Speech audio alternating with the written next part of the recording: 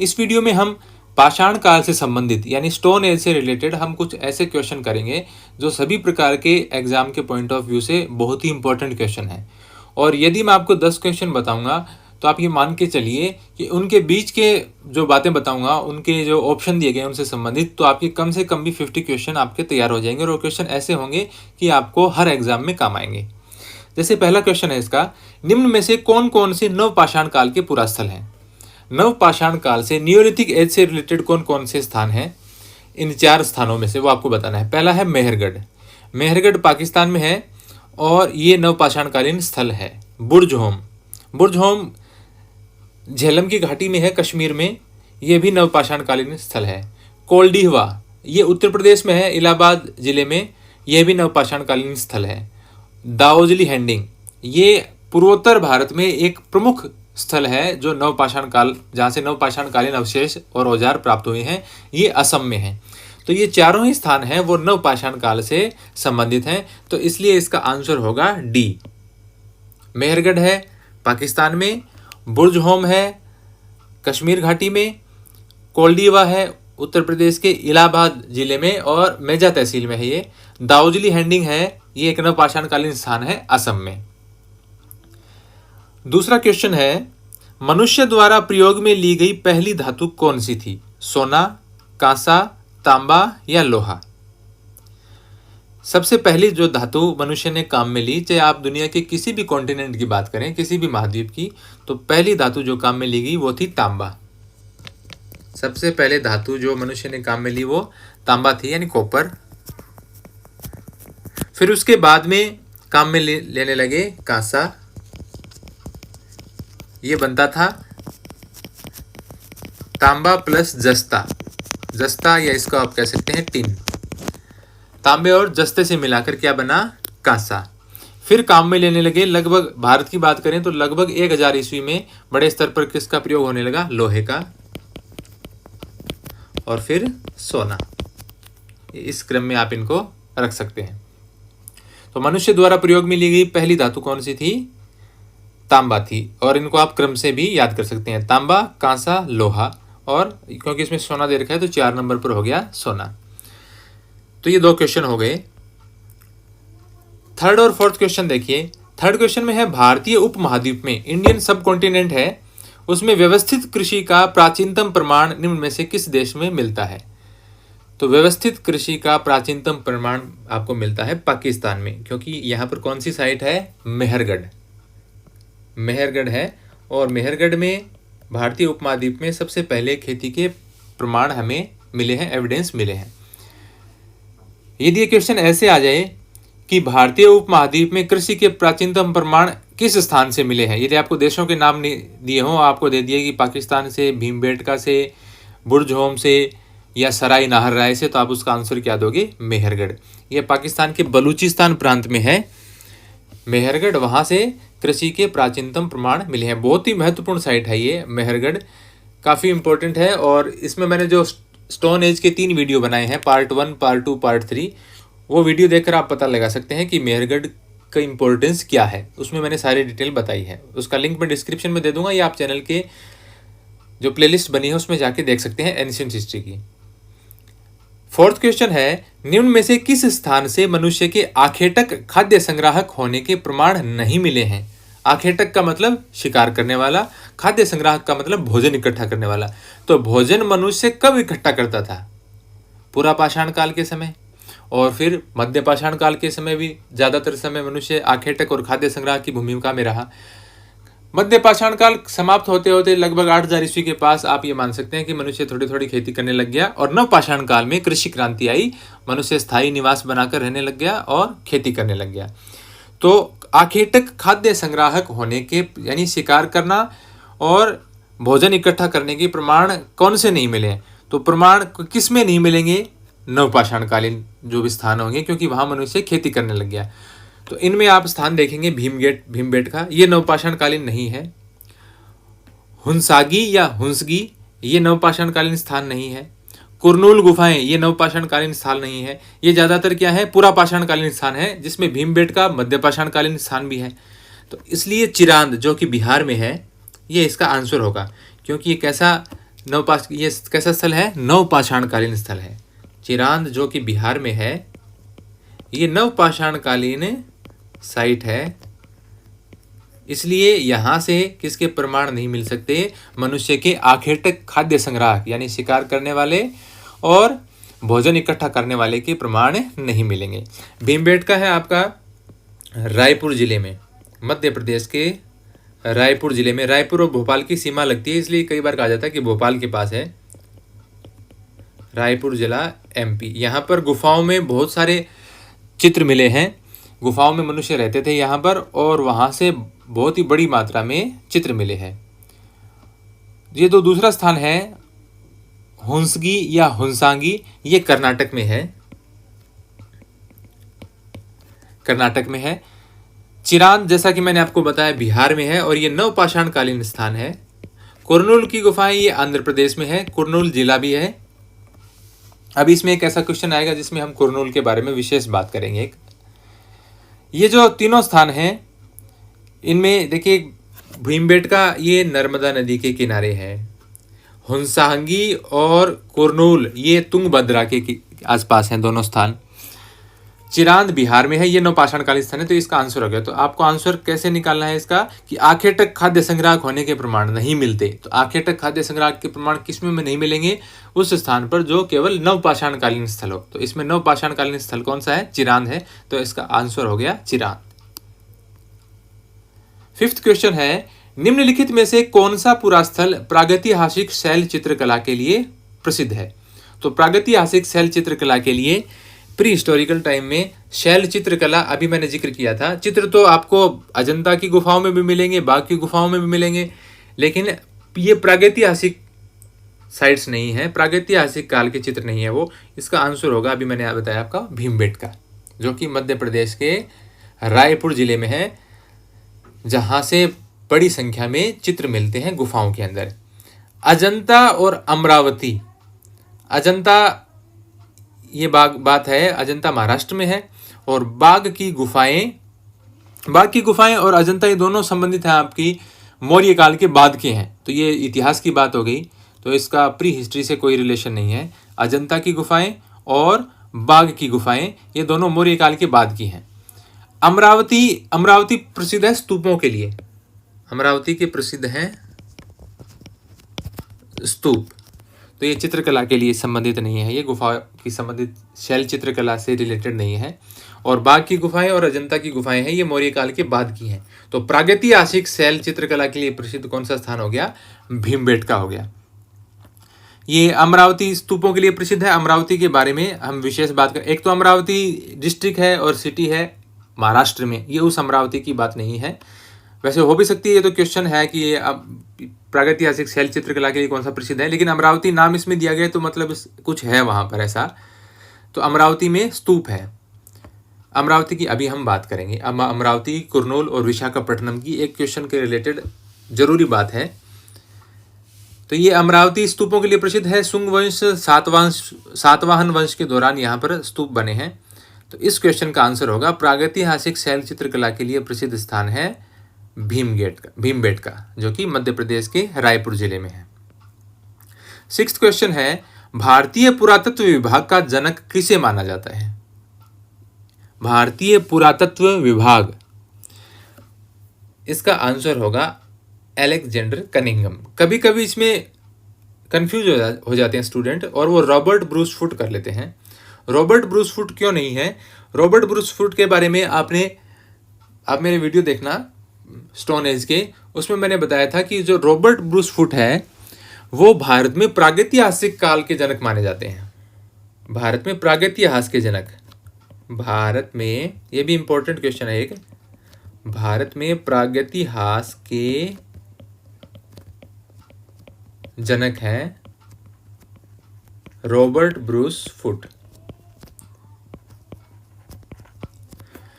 और भारतीय पुरातत्व विभाग का जनक किसे माना जाता है? अलेक्जेंडर कनिंघम को, क्योंकि भारतीय पुरातत्व विभाग की स्थापना 1861 में हुई थी। ये सारी बातें बता देता हूँ, बहुत इंपॉर्टेंट क्वेश्चन है सारे। भारतीय पुरातत्व विभाग, इसकी स्थापना हुई थी 1861 ईस्वी में, जब अंग्रेजों का शासन था भारत में। फिर 1861 में इनको अलेक्जेंडर कनिंघम को सर्वेयर नियुक्त किया गया था, सर्वेयर अपॉइंट किया गया था आर्कियोलॉजिकल डिपार्टमेंट का, ये जो आर्कियोलॉजिकल सर्वे ऑफ इंडिया था इसका। फिर ये 65 से 71 के दौरान, 1865 से 1871 के दौरान यहाँ पर इसको बंद कर दिया गया था एक बार। क्यों? बजट के अभाव में, लैक ऑफ फंड्स। बजट के अभाव में भारतीय पुरातत्व विभाग का काम है वो एक बार बंद कर दिया गया था। 1871 में इसको दोबारा से रिवाइव किया गया और इसको एक सेपरेट डिपार्टमेंट बना दिया गया, आर्कियोलॉजिकल सर्वे ऑफ इंडिया का, भारतीय पुरातत्व विभाग का एक अलग से ही डिपार्टमेंट बना दिया गया। कब? 1871 में। तो आप भारतीय पुरातत्व विभाग की स्थापना 1861 में होती है, लेकिन 5 साल फिर ये बंद रहता है, लगभग 6 साल, और फिर 1871 में अलग से इसको एक डिपार्टमेंट बना दिया जाता है और इसके पहले डायरेक्टर जनरल बनते हैं Alexander Cunningham, first director general. यदि आपसे पूछा जाए कि भारतीय पुरातत्व विभाग के प्रथम डायरेक्टर जनरल कौन थे, तो आप क्या कहेंगे? Alexander Cunningham. और कब बने वो? 1871 में। भारतीय पुरातत्व विभाग की स्थापना कब होती है? 1861 में होती है। तो ये बहुत ही इंपॉर्टेंट क्वेश्चन है, ये आपको याद रखने हैं।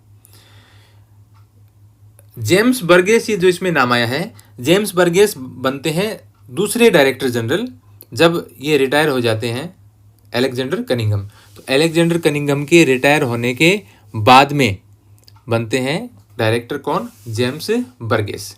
तो ये दोनों बातें आपको याद रखनी है। फिर इसमें एक नाम आया है गोल्डन चाइल्ड। गोल्डन चाइल्ड का नाम क्यों है? गोल्डन चाइल्ड किसके लिए प्रसिद्ध है? जो नवपाषाण काल है, नियोलिथिक एज, इसको इन्होंने नवपाषाण काल को नवपाषाण क्रांति की संज्ञा दी। नवपाषाण क्रांति कहा इन्होंने, क्योंकि इस दौरान मानव के भौतिक जीवन में बहुत ही बड़े स्तर पर बदलाव आए, तो इसलिए इन्होंने, इनका नाम है V Gordon, GORDON, Gordon Childe. ये ऑस्ट्रेलिया में जन्मे थे, लेकिन इन्होंने सारा जो काम है वो UK में किया था, यूनाइटेड किंगडम, ब्रिटेन में किया था, ऐसा भी कह सकते हो आप। ये भी एक अलग टॉपिक है कि United kingdom, Britain, England, Ireland, इनकी एक अलग कहानी है, काफ़ी लंबा हो जाएगा वीडियो, वो बताने लग जाएंगे, तो एक अलग वीडियो में बताऊंगा मैं कभी। तो नवपाषाण काल को नवपाषाण क्रांति की संज्ञा दी है गोल्डन चाइल्ड ने। ये प्रश्न क्या है? भारतीय पुरातत्व विभाग के जनक कौन है? Alexander Cunningham. एक क्वेश्चन हुआ इसमें। भारत में प्रागैतिहास के जनक कौन है? Robert Bruce food. 2 क्वेश्चन। भारतीय पुरातत्व विभाग की स्थापना कब हुई? 1861 ईस्वी। 3 क्वेश्चन। भारतीय पुरातत्व विभाग के फर्स्ट डायरेक्टर जनरल कौन थे? Alexander Cunningham. 4 question. Alexander Cunningham first director general कब बने? 1871। 5 क्वेश्चन। अलेक्जेंडर कनिंघम के बाद सेकंड डायरेक्टर जनरल कौन बने? James Burgess. और फिर उसके बाद में नवपाषाण काल को नवपाषाण क्रांति की संज्ञा किसने दी? We Gordon child. तो ये एक साथ ही 7-7, 8 क्वेश्चन हो रहे हैं, तो ये बहुत ही इंपॉर्टेंट क्वेश्चन है। मैं ये चाहता हूं कि अगर एक क्वेश्चन में 10 क्वेश्चन बनते हैं तो उसके बारे में आपको जानकारी दी जाए। नेक्स्ट क्वेश्चन है, निम्नलिखित पर विचार कीजिए। पहला है पुरापाषाण काल, दूसरा है मध्यपाषाण काल, तीसरा है नवपाषाण काल। उपरोक्त में से किस किस काल के औजारों को माइक्रोलिथ कहते हैं? केवल 2 यानी केवल मध्यपाषाण काल के, या केवल नवपाषाण काल के, या 2 और 3 मध्यपाषाण काल और नवपाषाण काल दोनों ही काल के उपकरणों को माइक्रोलिथ कहते थे, औजारों को, या 1, 2, 3 तीनों ही काल के औजारों को माइक्रोलिथ कहते थे? तो इसका आंसर होगा केवल 2, मध्यपाषाण काल। ये मैंने वीडियो में भी एकदम क्लियर बताया था कि मध्यपाषाण काल के औजारों को माइक्रोलिथ कहा जाता है, क्योंकि ये आकार में पुरापाषाण कालीन आकार की औजारों की तुलना में बहुत छोटे थे, इसलिए इस काल के औजारों को या उपकरणों को माइक्रोलिथ कहा जाता है। तो इसका आंसर होगा आपका केवल 2 यानी मध्यपाषाण काल। तो ये एक बहुत ही इंपॉर्टेंट क्वेश्चन है। 8th क्वेश्चन है, भारत में शतुरमुर्ग के साक्ष्यों के संदर्भ में, यानी ऑस्ट्रिच के एविडेंस, उसके से रिलेटेड ये क्वेश्चन है। शतुरमुर्ग के साक्ष्यों के संबंध में निम्नलिखित कथनों पर विचार कीजिए। भारत में शतुरमुर्ग के अंडों के प्राचीनतम प्रमाण नवपाषाण युग से प्राप्त हुए हैं। आंध्र प्रदेश के पटने या पाटने, या वैसे इसको पाटने लिखते हैं, स्थान है ये, अभी बताता हूँ इसके बारे में, नामक पुरास्थल से शतुरमुर्ग के अंडों के अवशेष मिले हैं। दो इसमें कथन दिए गए हैं। भारत में शतुरमुर्ग के अंडों के प्राचीनतम प्रमाण नवपाषाण युग से प्राप्त हुए हैं। एक तो ये क्वेश्चन है, एक लाइन ये है कथन। दूसरा है आंध्र प्रदेश के पटने पाटने नामक पुरास्थल से शतुरमुर्ग के अंडों के अवशेष मिले हैं। उपर्युक्त कथनों में से कौन से सही हैं? केवल एक, केवल दो, एक और दो दोनों सही हैं, या दोनों गलत हैं? पहले कथन पर विचार करते हैं। भारत में शतुरमुर्ग के अंडों के प्राचीनतम प्रमाण ये मिलते हैं पुरापाषाण काल में। पुरापाषाण काल को भी 3 भागों में विभाजित किया गया है, निम्न पुरापाषाण काल, मध्य पुरापाषाण काल और उच्च पुरापाषाण काल। ये मिलते हैं उच्च पुरापाषाण काल से। तो शतुरमुर्ग के अंडों के अवशेष पुरापाषाण काल या पुरापाषाण काल में भी 3 जो भाग हैं उसकी बात करें तो उच्च पुरापाषाण काल से मिलते हैं। तो पहला कथन गलत हो गया, क्योंकि इसमें क्या लिख रखा है? नवपाषाण युग से प्राप्त हुए हैं, तो ये रॉन्ग है। सेकंड है आंध्र प्रदेश के पटने या पाटने नामक पुरास्थल से शतुरमुर्ग के अंडों के अवशेष मिले हैं। पाटने नामक स्थान से पुरास्थल से शतुरमुर्ग के अंडों के अवशेष मिले हैं, ये मैंने स्टोन एज के वीडियो में बताया था क्लियर। लेकिन वो स्थान आंध्र प्रदेश में नहीं है, महाराष्ट्र में है। पाटने या पाटने ने भी लिखते हैं, अणे भी लिखते हैं इसको, इंग्लिश में स्पेलिंग सिंपल से है पाटने। ये है महाराष्ट्र में। यहां से शतुरमुर्ग के अंडों के अवशेष मिलते हैं। तो यहां पर पाटने को कहां बताया गया है? आंध्र प्रदेश में बताया गया, तो ये भी गलत है। यानी इसमें पहला और दूसरा दोनों ही कथन गलत है। तो जब भी आपको ऐसा कोई क्वेश्चन आए तो आप क्वेश्चन को जरूर 2 बार पढ़ें ध्यान से, कि जैसे आपको पाटने और शतुरमुर्ग मिला और आपने सोच लिया कि ये तो सही है, फिर ये ध्यान भी रखना जरूरी है कि पीछे आंध्र प्रदेश लिखा है कि महाराष्ट्र लिखा है, कर्नाटक लिखा है, क्या लिखा है। तो एक इंपॉर्टेंट क्वेश्चन हो गया। 9th क्वेश्चन है, निम्न में से सबसे पहले किस जंगली जानवर को पालतू बनाया गया? कुत्ता, गाय, भेड़ या बकरी? तो यहाँ पर आप गाय सोच रहे हैं तो गलत है। सबसे पहले कुत्ते को पालतू बनाया गया, उसके बाद में भेड़ और बकरी को पालतू बनाया गया। 10वां क्वेश्चन है, निम्नलिखित पुरास्थलों में चौकोर तथा आयताकार घरों के अवशेष कहाँ से मिले हैं? तो ये मिलते हैं मेहरगढ़ से। चौकोर और आयताकार घरों के अवशेष आप फोटो देख सकते हैं, ऐसे घर मिले हैं। सराय नाहरराय ये उत्तर प्रदेश में है, प्रतापगढ़ जिले में। कोलडीहवा ये अभी पीछे आया था, इलाहाबाद में है, उत्तर प्रदेश में ही। चिरांद है, नवपाषाणकालीन स्थल है, ये बिहार में है। तो ये चौकोर, ये मेहरगढ़ भी नवपाषाणकालीन स्थल है पाकिस्तान में, बलूचिस्तान प्रांत में। तो चौकोर और आयताकार घरों के अवशेष कहाँ से मिलते हैं? मेहरगढ़ से। अब मैंने जैसे आपको बताया था कि कुरनूल और अमरावती के बारे में मेरे को कुछ याद आया था, तो शायद उसी क्वेश्चन में, उसके बाद में इससे रिलेटेड नहीं है। अमरावती मैंने बताया एक जिला है महाराष्ट्र में, और वो जिला मुख्यालय भी है, सिटी अमरावती। दूसरी अमरावती है आंध्र प्रदेश में। यहाँ मेरे को कुछ इंपॉर्टेंट क्वेश्चन याद आ रहे हैं, तो मैं लगे हाथ इनके बारे में बता देता हूँ। आपको याद होगा कि 2014 में आंध्र प्रदेश का विभाजन हुआ और तेलंगाना और आंध्र प्रदेश अलग अलग कर दिए गए। उसकी सारी स्टोरी बता देता हूँ मैं आपको। अभी कुछ दिनों पहले ये चर्चा में रहा है, क्यों रहा है अभी बताता हूँ। आंध्र प्रदेश का विभाजन हुआ 2014 में, और तेलंगाना भारत का 29वां राज्य बना। 29वां राज्य बना। डेट थी 2 जून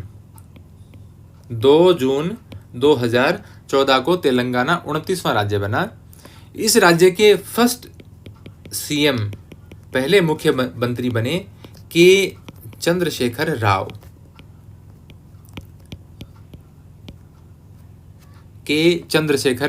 राव। इसकी शुरुआत होती है इन दोनों राज्यों की। अमरावती के बारे में अभी मैं बताता हूं, पहले हिस्ट्री जान लेते हैं इसकी शुरुआत होती है कि 2009 में ये जो के चंद्रशेखर राव हैं, इनके नेतृत्व में तेलंगाना राष्ट्र समिति आंदोलन शुरू करती है। TRS, तेलंगाना राष्ट्र समिति आंदोलन शुरू करती है। किसके लिए? अलग राज्य के निर्माण की मांग के लिए, कि आंध्र प्रदेश से अलग करके तेलंगाना को नया राज्य बनाया जाए। इसके लिए 2009 में टीआरएस तेलंगाना राष्ट्र समिति के नेतृत्व, चंद्रशेखर राव के नेतृत्व में टीआरएस तेलंगाना राष्ट्र समिति भूख हड़ताल शुरू करती है 2009 में। भूख हड़ताल शुरू कर देते हैं और फिर इनकी मांगों पर विचार करने के लिए 2010 में, फरवरी 2010 में पूर्व न्यायाधीश श्री कृष्ण के नेतृत्व में एक समिति का गठन किया जाता है। फरवरी 2010 में पूर्व न्यायाधीश श्री कृष्ण के नेतृत्व में समिति बना दी जाती है और इसी साल दिसंबर 2010 में इस समिति ने अपनी रिपोर्ट गृह मंत्री को सौंप दी। उस समय गृह मंत्री हुआ करते थे पी चिदम्बरम। 2010 की बात है ये। तो पी चिदम्बरम, क्योंकि 2008 में 26 नवंबर 2008 को जब मुंबई में आतंकवादी हमला हुआ था, उसके बाद में उस समय गृह मंत्री थे शिवराज पाटिल। तो यदि आपको उस समय की आपने न्यूज़ सुनी हो तो उस समय उन पर उनकी आलोचना हुई जब वो घटनास्थल का मुआयना वगैरह करने गए और प्रेस कॉन्फ्रेंस की, तो वो बार बार उन्होंने दिन में 3-4 बार कपड़े बदल लिए थे। तो पहले ही एक तो सिक्योरिटी ब्रीच हो गया कि इतना बड़ा हमला हो गया देश में, गृह मंत्री क्या कर रहा था, और फिर वो बार बार कपड़े बदलने का उनको समय मिल रहा था। तो उनकी आलोचना हुई और उनके 2-3 दिन बाद ही उन्होंने इस्तीफा दे दिया था। और फिर 29 नवंबर के आसपास, लगभग 3-4 दिन बाद ही गृह मंत्री चेंज कर दिया गया और पी चिदम्बरम को नया होम मिनिस्टर यानी गृह मंत्री बनाया गया। तो दिसंबर 2010 में पी चिदम्बरम को न्यायाधीश श्री कृष्ण ने अपनी रिपोर्ट सौंप दी। फिर इस रिपोर्ट पर कांग्रेस ने, ये कह सकते हैं आप, उसको दबा के रख लिया, उस पर कोई कार्रवाई नहीं की। फिर दोबारा आंदोलन हुए। जब दबाव बढ़ने लगा सरकार के ऊपर, तो 3 अक्टूबर 2013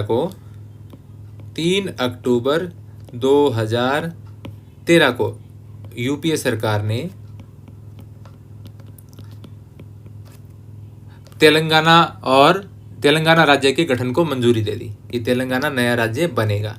किस प्रकार बनेगा उसके लिए बाद में नियम कानून बन जाएंगे। तेलंगाना की मंजूरी दी, तेलंगाना राज्य के गठन की मंजूरी दी यूपीए सरकार ने। यदि आप यूपीए एनडीए के बारे में नहीं जानते हैं तो ये 2 अलायंस हैं। यूपीए है, हिंदी में इसका नाम शॉर्ट में तो लिखा आता है सप्रंग,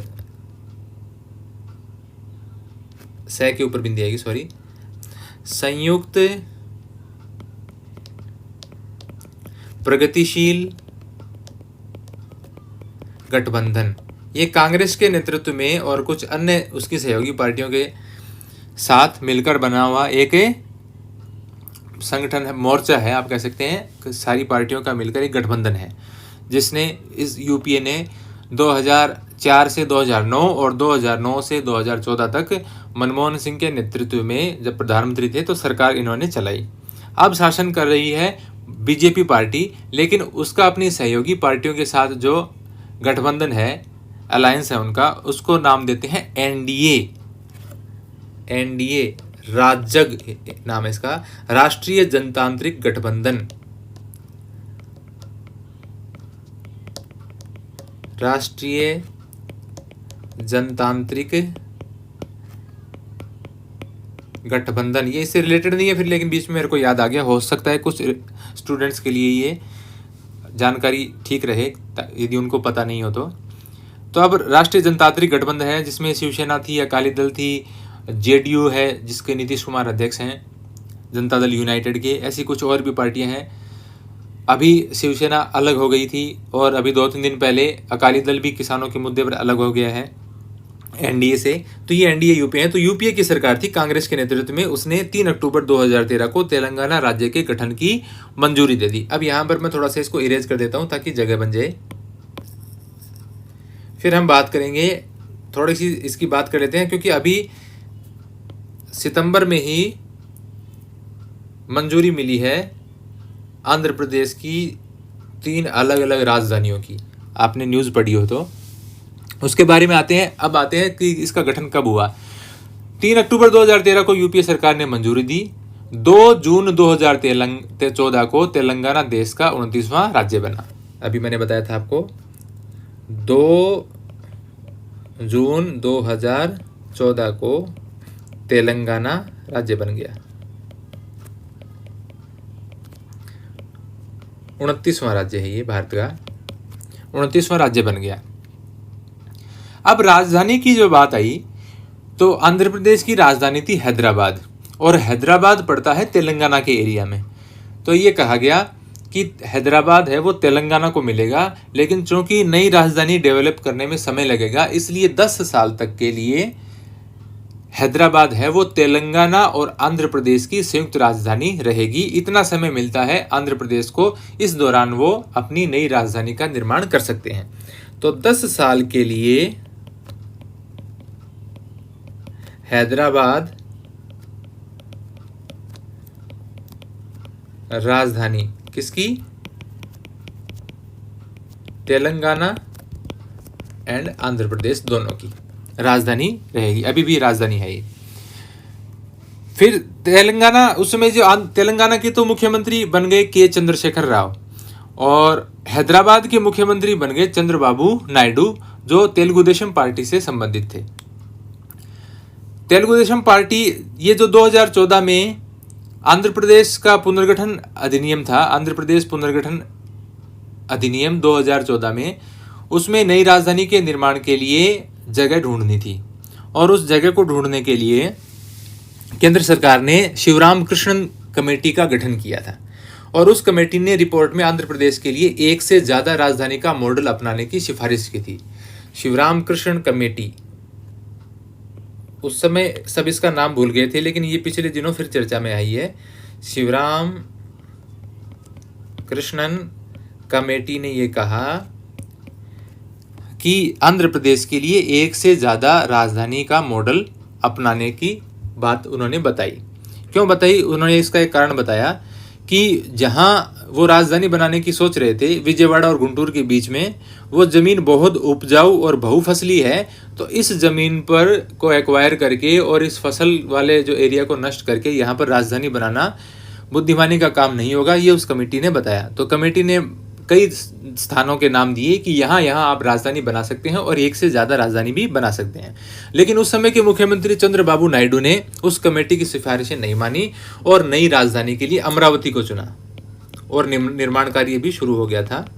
अमरावती को उन्होंने राजधानी के रूप में चुना। किसकी राजधानी के रूप में? आंध्र प्रदेश की, कि यहाँ राजधानी का निर्माण होगा।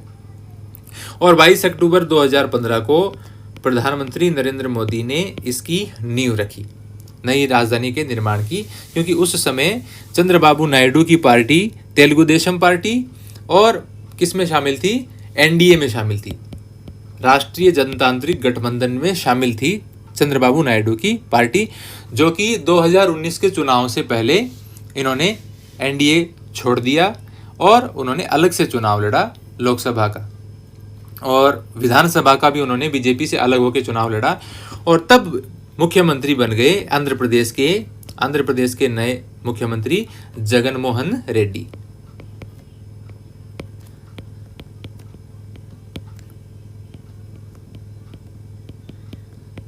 जगन मोहन रेड्डी, इनके पिता वाईएसआर रेड्डी कांग्रेस के मुख्यमंत्री रह चुके थे, जिनकी एक हेलीकॉप्टर दुर्घटना में मृत्यु हो गई थी। उसके बाद में इन्होंने, कांग्रेस ने जगन मोहन रेड्डी को मुख्यमंत्री नहीं बनाया था और उन्होंने बगावत कर दी थी। फिर वो कई दिनों तक घोटालों के आरोप में जेल में भी रहे, और इसके कारण उन्होंने कांग्रेस छोड़ दी थी और एक नई पार्टी का गठन किया, जिसका नाम था वाईएसआर कांग्रेस। ये वाईएसआर कांग्रेस पार्टी के मुखिया मान सकते हैं आप इनको, और वर्तमान में आंध्र प्रदेश के मुख्यमंत्री हैं जगन मोहन रेड्डी। अभी ये चर्चा में है। क्यों चर्चा में है? कि जो शिवराम कृष्णन कमेटी थी, उन्होंने रिपोर्ट में ये कहा था कि एक से ज़्यादा राजधानी का मॉडल आंध्र प्रदेश के लिए ठीक रहेगा, जबकि उस समय के मुख्यमंत्री चंद्रबाबू नायडू ने उनकी रिपोर्ट नहीं मानी और उन्होंने अमरावती को राजधानी के रूप में चुना, और यहाँ पर उन्होंने निर्माण कार्य शुरू करवा दिया, जिसकी आधारशिला रखी 22 अक्टूबर 2015 को प्रधानमंत्री नरेंद्र मोदी ने। अब जगनमोहन रेड्डी जब मुख्यमंत्री बने तो उन्होंने इस पर पुनर्विचार किया और अब उनका कहना है, उन्होंने प्रयास किया कि एक से ज़्यादा राजधानी का मॉडल हम अपनाएंगे आंध्र प्रदेश के लिए। और उन्होंने 3 राजधानी चुनी कि आंध्र प्रदेश के लिए हम 3 राजधानियां बनाएंगे अलग अलग कामों के लिए। एक राजधानी उन्होंने कहा कि विशाखापट्टनम होगी, जहां से सरकार काम करेगी, विशाखापट्टनम। दूसरा स्थान जो उन्होंने राजधानी के लिए चुना वो वही जो चंद्रबाबू नायडू ने चुना था, अमरावती। और तीसरा स्थान उन्होंने चुना कुर्नूल। विशाखापट्टनम में उन्होंने कहा कि यहां पर एग्जीक्यूटिव यानी कार्यपालिका का काम यहां पर होगा, कार्यपालिका, विधायिका का काम होगा अमरावती में। और कुर्नूल को उन्होंने चुना जुडिशियल काम के लिए, यानी यहां पर बनेगा हाई कोर्ट आंध्र प्रदेश का, यहां पर बनेगी विधानसभा और सभी प्रकार के काम हैं जो मशीनरी सारी है सरकार की वो काम करेगी विशाखापट्टनम से। तो ये 3 राजधानियों का मॉडल उन्होंने चुना। तो जैसे कि ये इनकी राइवलरी चल रही है, विरोध चल रहा था किसके साथ, चंद्रबाबू नायडू के साथ, जिन्होंने सिर्फ अमरावती को राजधानी के लिए चुना था। तो उन्होंने इसके फैसले को हाईकोर्ट में चुनौती दे दी कि आंध्र प्रदेश पुनर्गठन अधिनियम 2014 के अनुसार यहाँ पर 3 राजधानियों, एक से ज़्यादा राजधानी के गठन को मंजूरी नहीं दी जा सकती। तो वो मामला कोर्ट में चला गया, हाई कोर्ट में।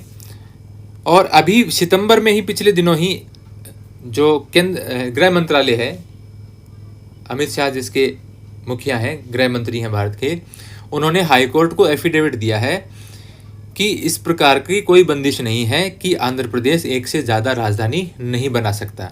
अब ऐसा लग रहा है कि ये क्लियर हो जाएगा। विधानसभा से तो ये पहले ही पास हो गया था, आंध्र प्रदेश विधानसभा से, कि 3 राजधानियां बनाएंगे। और अब हाईकोर्ट में केंद्र सरकार ने, गृह मंत्रालय ने एफिडेविट दे दिया है। तो अब लग रहा है कि ये 3 राजधानी वाला फॉर्मूला अब लागू हो सकता है। तो इसलिए ये चर्चा में था पिछले दिनों। तो ये कोई पुरापाषाण कालीन से रिलेटेड नहीं है, लेकिन आप जैसे भी एग्जाम दोगे तो आपको करंट भी आना चाहिए और आपको राज्यों के बारे में, राजधानियों के बारे में और मुख्यमंत्रियों के बारे में पता होना चाहिए। तो ये एक इम्पोर्टेंट टॉपिक था और चूंकि ये करंट टॉपिक है तो ये किसी न किसी एग्जाम में पूछा जा सकता है कि 3 राजधानियों का फॉर्मूला किस राज्य के लिए अपनाने की बात चल रही है, या आंध्र प्रदेश के लिए जो 3 राजधानियां बनाने की बात चल रही है वो 3 राजधानियां कौन कौन सी हैं, या आंध्र प्रदेश की 3 जो बनने वाली राजधानियां हैं उनमें से विधायिका का काम कौन सी राजधानी में होगा, या हाईकोर्ट कहाँ स्थापित होगा। तो ये कुछ क्वेश्चन थे जो अमरावती नाम सुनते ही मेरे दिमाग में आए। तो ये कुछ ज़रूरी बातें थी। क्वेश्चन हालांकि 10 ही थे, वो मैं चाहता तो आपको 5 मिनट में बता सकता था, लेकिन जैसा मैंने आपको बताया कि 10 क्वेश्चन आपको बताऊंगा तो उसमें कम से कम 50 क्वेश्चन आपके तैयार हो जाने चाहिए। और न सिर्फ प्रश्न तैयार, रट्टा मारने की नहीं, मैंने एक स्टोरी के रूप में बताने की कोशिश की है कुछ प्रश्नों को, ताकि वो आपके दिमाग में बैठ सके। ऐसे ही मैं कुछ और क्वेश्चन पाषाण काल के लेकर आऊँगा। उम्मीद करता हूं कि आपको ये वीडियो पसंद आया होगा और आपके लिए हेल्पफुल होगा। यदि आपको वीडियो पसंद आया तो लाइक जरूर कीजिए। यदि आप चैनल पर नए हैं तो चैनल को सब्सक्राइब कीजिए और नोटिफिकेशन के लिए बेल आइकन को प्रेस कीजिए।